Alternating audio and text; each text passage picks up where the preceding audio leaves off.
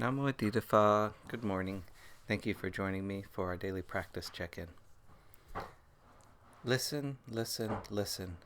This beautiful sound calls us back to our true home.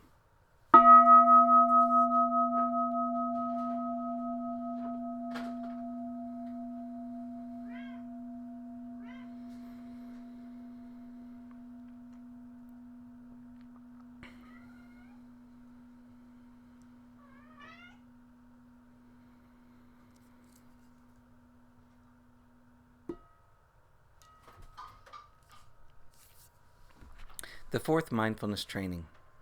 Aware of the suffering caused by unmindful speech and the inability to listen to others, I vow to cultivate loving speech and deep listening in order to bring joy and happiness to others and to relieve others of their suffering.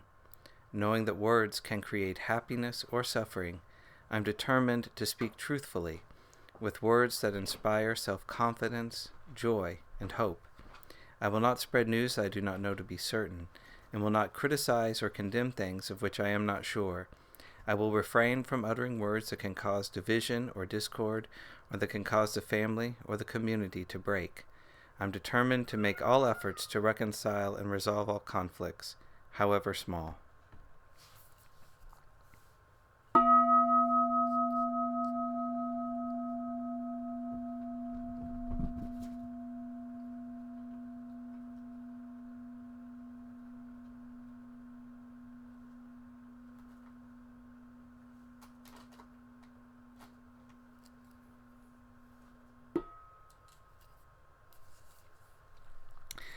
For our Dharma readings, we are reading a book by the nuns of Amaravati called The Body, Dhamma Reflections on Aging, Illness, and Death. And right now we're in a Dhamma talk by Ajahn Candasiri on reflecting on well-being. We're not really used to enjoying these kinds of things. Usually we're more accustomed to thinking about our unworthiness, our faults, and our failures, rather than about our worthiness. It's almost as if we're afraid we might become complacent or swollen-headed if we start thinking about how good we are. But I think if we don't do this, we're missing out on something very important and precious in our lives. It's very important to enjoy life.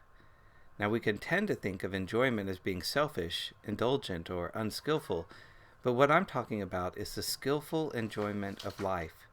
So when we chant, "May I abide in well-being," Aham Sukhito Homi, may I have an experience of blessing and happiness in my life.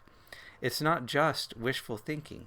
It's about creating the causes for blessings to arise, and then allowing ourselves to enjoy that sense of blessing, that sense of well-being.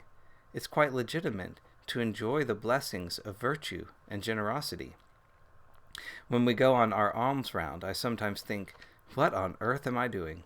This is crazy, going out and depending on other people for my meal today.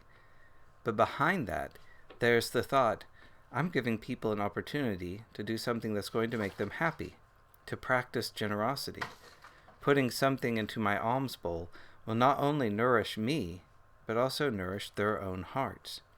As any of you who've participated in this will know, we stand in a place where it's possible for people to ignore us and pass by, and most people do. But with those who actually do come up and offer something, there's always a feeling of happiness, almost a sense of fun, of doing something a little out of the ordinary. Even when I did this in India and had beggars putting food in my bowl, it was quite amazing to see the happiness that arose from sharing the few biscuits or pieces of bread they had.